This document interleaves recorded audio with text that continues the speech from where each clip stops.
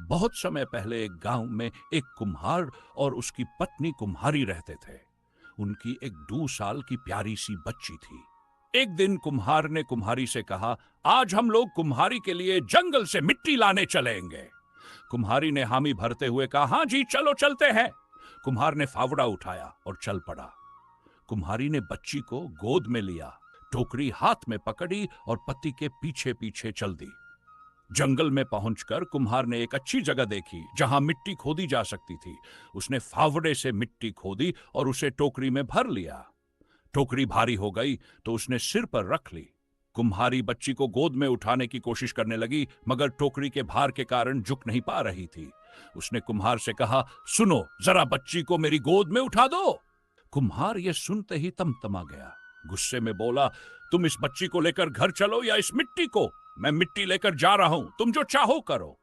इतना कहकर वह गुस्से में अकेला ही घर की ओर चल दिया। कुम्हारी परेशान हो गई। उसने सोचा, अगर मैं मिट्टी लेकर नहीं गई तो कुम्हार मुझे मारेगा। वह मिट्टी की टोकरी उठाकर घर की ओर चल दी और मासूम बच्ची को वहीं जंगल में अकेला छोड़ दिया। जंगल में अकेली बच्ची डर के मारे जोर जोर से रोने लगी। शाम होने लगी और उसके रोने की आवाज जंगल में गूंज उठी।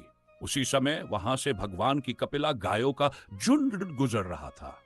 बच्ची की करुण पुकार सुनकर गायों ने रुककर इधर उधर देखा। जब उन्होंने बच्ची को जमीन पर बैठे हुए देखा तो उनका दिल ममता से भर गया। कपिला गाय आगे बढ़ी, बच्ची को सूंघा और धीरे धीरे उसे चाटने लगी। झुंड में एक गाय ने तुरंत बच्ची को दूध पिला दिया।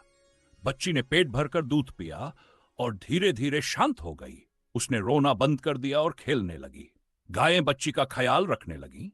सुबह होती तो वे फिर जंगल में चरने निकल जाती, मगर शाम को लौटकर बच्ची के पास आ जाती।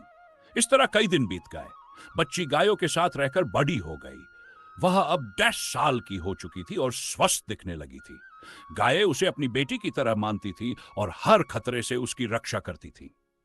एक दिन एक भयानक राक्षस वहां से गुजरा।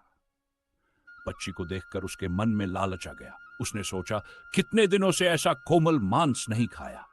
उसने मृदु स्वर में बच्ची से कहा, लाडो बेटी, जरा दरवाजा खोल दे। पास के आम के पेड़ ने यह सुनकर फौरन कहा, नहीं बेटी, दरवाजा मत खोलना, राक्षस तुझे खा जाएगा। यह सुनते ही राक्षस आग बबूला हो गया। उसने गुस्से में आकर आम के पेड़ पर जोर से लात मारी, जिससे वह पेड़ गिर पड़ा। फिर राक्षस ने नारियल के पेड़ से कहा, लाडो बेटी, दरवाजा खोल दो। नारियल के पेड़ ने भी वही कहा, दरवाजा मत खोलना बेटी। राक्षस ने नारियल के पेड़ को भी गिरा दिया। अब वह दरवाजा तोड़ने ही वाला था कि तभी गायों का झुंड आ गया। गायों ने राक्षस को देखते ही उस पर हमला कर दिया। उनके सींगों के वार से राक्षस घायल हो गया। उसने किसी तरह जान बचाई और भाग गया। इस घटना के बाद गायों ने बच्ची से कहा, अब कोई राक्षस तुझे सताने नहीं आएगा, तुम निर्भय होकर यहां रहो। कई साल बीत गए। बच्ची अब सुंदर युवती बन चुकी थी। एक दिन वह झरने पर फूल तोड़ रही थी। तभी शिकार के लिए निकला राजकुमार वहां आ गया। उसने युवती को देखा और मंत्रमुग्ध हो गया। राजकुमार ने अपने माता पिता को सब बताया। राजा और रानी को भी वह कन्या बहुत पसंद आई। कुछ दिन बाद धूमधाम से उनका विवाह हुआ। कन्या अब राजमहल की रानी बन गई, लेकिन इतने वैभव के बीच भी वह उदास रहती थी। एक दिन राजकुमार ने पूछा, तुम्हें क्या दुख है? कन्या ने कहा, मुझे अपनी गायों की याद आती है, वे ही मेरी मां है। राजकुमार ने कहा, तो चलो मैं तुम्हारी मारी माताओं से मिलवाने ले चलता हूं। राजकुमार ने गायों को राजमहल में ले जाकर उनके लिए एक सुंदर गौशाला बनवा दी। अब कन्या खुशी खुशी अपने पति के साथ रहने लगी।